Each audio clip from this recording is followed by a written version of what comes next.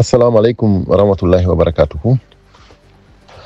Musidɓe an ko min ilo et la diaspora africaine hande ko lundi 3 mars ɗo ɗen 2025 mi salmini on fo mi landi kesiɗon e jaam min miɗo e jaam machallah jammo guine jon wondi on haray miɗo lando jama on fo si tawi ɓe humi suuma e on ewre jam moƴƴere ɓay joni mi sikki tun haray fo humi haray en fuɗɗori bisimillahi rahmani rahim allah e gayntondo alhamdoulillahi rabbil alamin haray vraiment ko lewru suuma e ɗo kadi en yii kadi no lewru ndu fuɗɗori noon voilà haray ko actualité Guinée en yii wondema cadre ɓe UFDG iwi yeehi ko palais voilà donc hari noon ɓe ɓenno wadde jo e dia donc haray ɗo ɗon mi sikki tun laaɓani fo haray noon kadi kala mo laaɓanali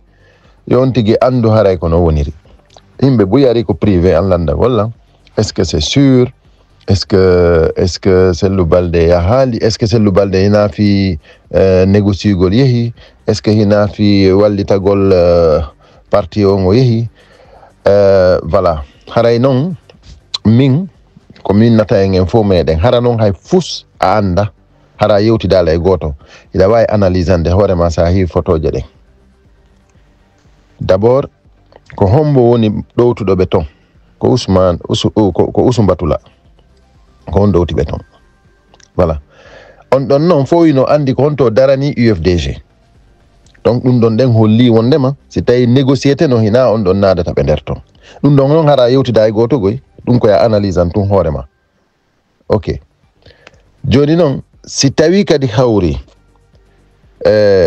cadre ɓe UFDG ɓe yahay négociugol ton ma yahay fi moƴƴinalngol UFDG mi sikki tun ɓe waynodira e président o ɓe wata yawde haɗana e inde parti on ɓe yeehi mais ɗo ko inde maɓɓe personnel ɓe yeehi voilà ɗum ɗo noon kadi joni jama on wowti ɗum ɗo ko leydi meɗen voilà a wonda e oɗo ha dara tawa joni an on a falama an kadi heɓugol goɗɗum immoɗa yara nokkugo kadi ɗum ɗo joni jama wowti ɗum ɗo joni ko woni tun noon que c'est dommage voilà haray min komi toroto jama on fo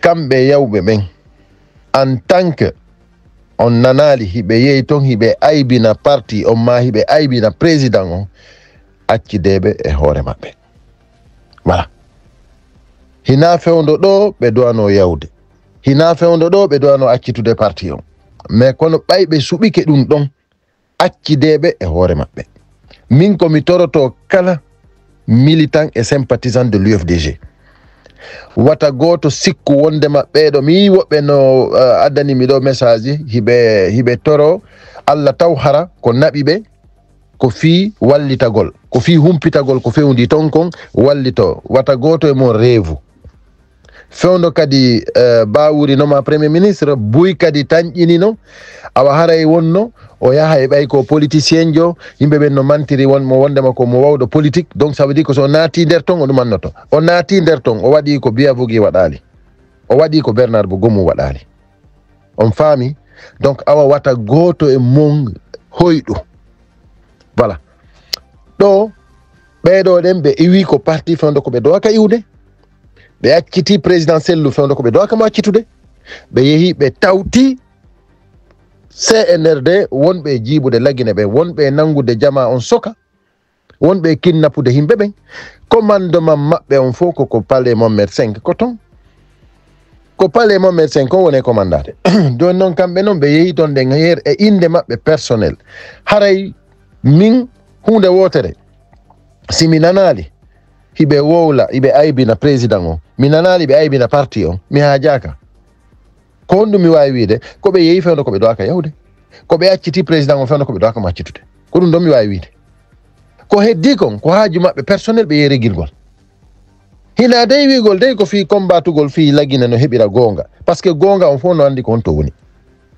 si tawi ko fi no ɓuttu arira laggine hina fi ɗum kadi si tawi ko fi no jama guinon heɓira newende hina fi ɗum kadi dey ɗum ɗon no laaɓani jama on fof awa haray noon watta goto maapo han sikka wondema awa haray c'est fini c'est pas fini wimi on c'est pas fini yaltoɓe ɓen fo yaltay mi yetinoke on gila ñande mi inni on kala yaltowo kadi no mari hunduko o yaltay o wolana hoore makko ma o yaltay o waɗa piiji ko andanda hoore mani fo anday o yalti mais kono watta en addi to wolanen hay goto acci dembe ɓe yalta no heddi kadi yaltoɓe min déjà gila neeɓi mi hendinoke liston miɗo andi yaltoɓe kadi no heddi wata goto noon mapor ɗum kadi ko yon andu c'est à dire parti on fof no andi fop no andi hina wigol de wondema ko secret ko fof no andi ko parti ton haray enen jama faalaɓe lagine yo heɓu ɓuttu lagine yo gonga ñiiɓu en wawata iwtirde ɓawɓe ɗo min ilo ba si tawi hawri yehi han tawi wondema parti on fof yahi accida e selludalen e parti on min mi jokka e selludalen e parti on si tawi fof yehi tawti ɓeɗo han heddi ke sellu mi jokka e sellu si yehi han sellu tigi yehi tawi ko ma tawta ɓeɗo min mi accita e sellu mi wawata jokkude ɓeɗo ce n'est pas possible kala yawɗo jokki ɓeɗo o yehi o jokki fenande o yehi o jokki bandi o yehi o jokki criminel e ɗum ɗon ɗen noon hina wigol mi sabotay woni c'est la vérité o yi noon comment dire Usumbatula fewndo mo sikkude o fooli anda film ko fen on foti vous allez voir on fof moɗon vous allez savoir Mamadi Doumbouya na doole o ardi ko doole ittatam parce que o faalaka jang e kisi e nder leydi ndi na ko mbuudi wona jonnede fi yo sakite fi contribugol fi waɗangol himɓe contrat ji joni ko contrat ji quoi joni gollal ngol lagine c'est à dire gollal ngol lagine joni ko ya yoɓe quoi ya yoɓe c'est à dire ngeenaari si ara quoi sadi joni gollal ngol lagine joni hinawigol joni ko darugol no heɓiren joni no joƴƴiniren lanɗo leydi ndin organisé non joni ko yawɓe dooli ƴetti doole waɗi coup d'état joni ko ɓen ittunoɓe kadi coup d'état constitutionnel waɗano ɗon joni ko ɗum ɗon ɗen joni wonnoɗe régulé joni ɓeɗo no arde agrafa joni ko darinoɓe han yimɓe buy wara par ce que ko darinoɓe han yimɓe buy wara ɓe iwɓe ko opposition fo ko kamɓe wondunoɓe yimɓe waraɓe fo ɓe ko opposition yawɓe tawti warayɓe ɓen fo ɓeɗo ɓe jamfike lagine ɓe jamfike combat mo opposition o wonno wadde on kala mayɗo e ɗum ɗo ɗen ɓe jamfike mo kadi awa hara e ɗum ɗon ko teddugal e men koko lewru suuma e ɗo kadi ɗum ɗo fuɗɗa ko fi on andu wondema lagine ko wiyete fi affaire nunɗal kon ɗum ɗon ɓe faala mutinde ɗum ko wiyete fi diina kon aynayi joni jama on ha jaka e muɗum ko lewru suuma e naade wigo joni a wabboɗen ha beteke suuma e mayanno go suuma e mayen ko pale ko ñalande nden suuɓaɓe ɗo ɗen fi vraiment yaltugol e parti on accitugol président o c'est le jour mayen ñande goo ma ñande ɗiɗi suumaye c'est le jour ko goo suumaye ɓe aɓe c'est incroyable tout simplement incroyable mais kono Allah ko mawɗo mo be meɗen komi innata koyo anditu Allah dow ko gooto Allah naaɗiɗo ko gooto bajjo haray noon kanko Allah jomiraɗo on ko hiɗen felliti o hiɗa fenade o hiɗa waroɓe o hiɗa janfotoɓe o hiɗa huɗoroyɓe kamiluro nden fijira ɗum kanen fo hiɗen andi ɗum ka awa haray wata en waɗoy ɗiɗi o mo yiwɗon ko photo ɗo Mamadi Doumbouya kanko e délégation yewɗon fo on yimo ka ɓe yawɓe ɗon fo hay goto nanda e makko kanko noon woni lanɗo lagine on kono ndaare yeeso makko ko sadi an tigui anday c'est le chef bandi sadi ko chef bandi quoi joni ko honno goɗɗo wawata accirde ko jokki kon fof tawa ko maya tawta vraiment bandi innugol ko fiyo tawte gouvernement fi moƴƴingol leydi subhanallah haray ko ɗum ko wakkilagol vraiment hara natali e polémique wi critique gol yaltuɓe yennaɓe aybinaɓe c'est leur droit ɓe wawi yaltude damal ngal no udditani kala faalaɗo natude no udditani kala faalaɗo yaltude min personnellement min ko mi innata ko kala neɗɗo accituɗo fewndo ɗo ɗen ni opposition on surtout UFDG président Cellou Dalein Diallo yehi tawti ɓeɗo haray vraiment on tigi jiiɓi hoore mum ina goɗɗo go jiiɓi de ko hoore makko jiiɓi par ce que hunde fof hunde no mari feeñ o yi noon ɗum ɗo hino juutude ko woni juutande ɗo kon banni juuti on andi si Mamadi Doumbouya hewtano ɗo ɗen andi piiji buye gandatano hande si tawi hawri ko himɓe yawɓe han andi usum batula sadi usum batula no sadi alamo andamo hande itawi joni ko himɓe anduɓe mo tigi yaata tawta mo e o bone ɗo non c'est grave ko banni Doumbouya wonno par ce que andi si tawi hawri himɓe duwaɓe hikkade yeeso leydi ɓe ala conviction c'est pas bien ko ɗum waɗi simi inni on ko ɗaɓɓugol ko heɓata sifa Cellou Dalein Diallo c'est pas facile parce que hande si tawi ko intérêt personnel kanko ɓurayno intérêt ɓeɗo fuu ɓe yawɓe tawti Doumbouya fuu kanko ɓuraynoɓe intérêt si tawi kanko mo falano jam faade si tawi kanko himo falano c'est à dire o famina sa hara himo woni UFDG hara ko ɓe to wondi hara kadi ko hakkude maɓɓe mais himo wawno mais il l'a jamais fait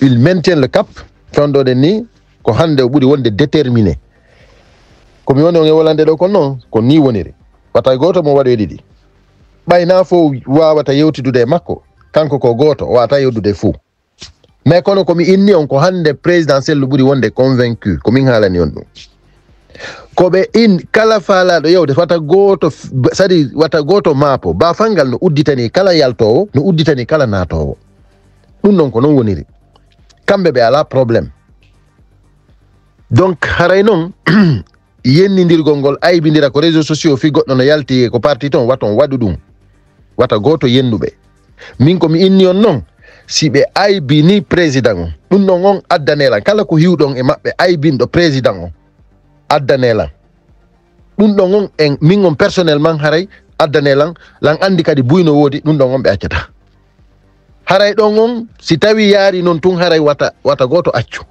par ce que hono wiyantelan ni a wawata wonden han ɓernde ma ɓutta han affaire ji ma sikka joni régui immoɗa yaha tawa kadi koye aybino ɗum no wata wonde ɗum noon ça marche pas min noon en tant que ɗum ɗon waɗali min on haray ala probléme ko minnata tun haray c'était pas le moment ko minnata tun kadi hina toon duwano yehede fewdo ɗo par ce que fewdo ɗo hiɗen fof hiɗen andi ko ɓen ɗon ɗen woni hande ko kamɓe soki Aliou Ba ko kamɓe soki Habib Marouane ko kamɓe jogui Fonike Mengue kamɓe jogui Billo Ba kamɓe jogui Ceerno Mamadou Ba Pita ɓeɗo fof ko waɗuɓe combat fino laguine hettora yawgol noon tawta ɓe waɗuɓe ɓeɗo ɗen fof hande Aliou Ba sino faala o nela e tunge Doumbouya o innamo faalamo collaboré Doumbouya Aliou Ba o yaltay ko on ɗum joƴƴinimo toon ko sabu lakine ko fiyo leydi men ndin heɓu jam e kisiye e newede fiyo gonga ñiɓu lakine Fonike Mengue hande sino faala ko goto tun o sondoto noon miɗo faala Doumbouya men négocia lanni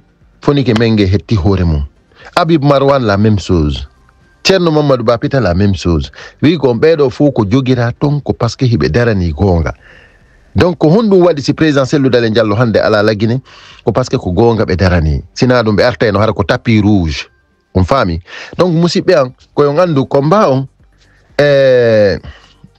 ko ma jokke par ce que goɗɗo wata accude gonga jokka fenade voilà kala noon waɗɗo ɗum ɗon yo continue haray mo be mon ko yo andu ko il faut wakkilo ɗen voilà wakkilo ɗen inchallahu rabbi en foolay ko min haalani on ɗum en foolay wata on waɗu e ɗiɗi en foolay Allah ko goto Allah jomiraɗo on o walla en par ce que hiɗen wakkili hina de haala tum ko hiɗen wakkili wimi Allah jomiraɗo on o walla en voilà kala sikkuɗo wondema c'est fini c'est pas fini no woodi heddiɓe kadi yahoyoɓe wata ɗum tamping on président on ɗum sottinalimo memminalimo kanko himo jokki golle makko ɗe faalaɗo yewde o yo yew faalaɗo arde o yo ar musidɓe an le combat continue inchallahu rabbi nous vaincrons.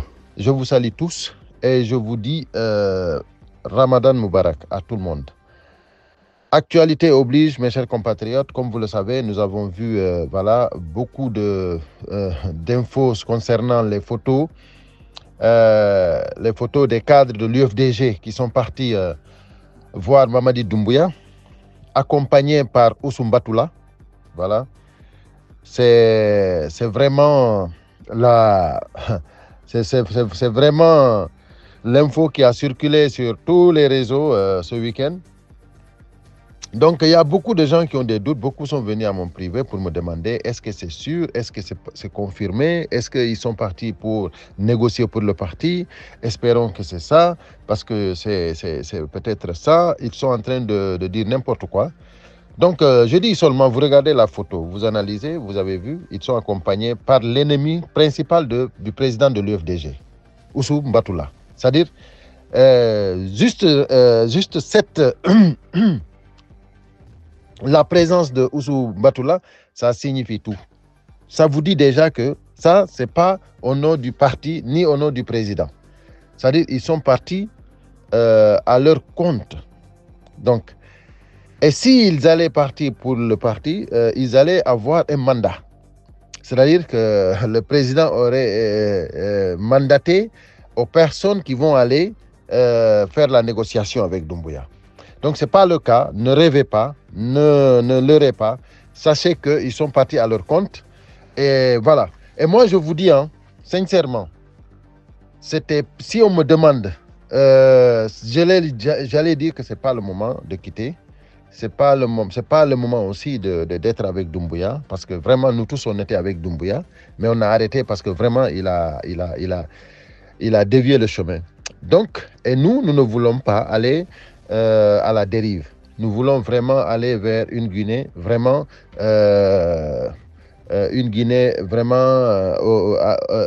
qui revient à l'ordre constitutionnel, pas qui reste dans la dictature, voilà, dans l'obscurité, donc dans l'instabilité. Donc c'est pour cela que nous sommes tous contre ce que Doumbouya est en train de faire et son équipe. Donc aujourd'hui, s'il y a des gens, des cadres de l'UFDG qui abandonnent le combat pour aller se rallier, donc ce que je peux dire aux militants et sympathisants et aux Guinéens, c'est de les laisser. Ne les insultez pas, ne les critiquez pas, laissez-les. Ils ont fait leur choix. Donc c'est eux qui ont trahi.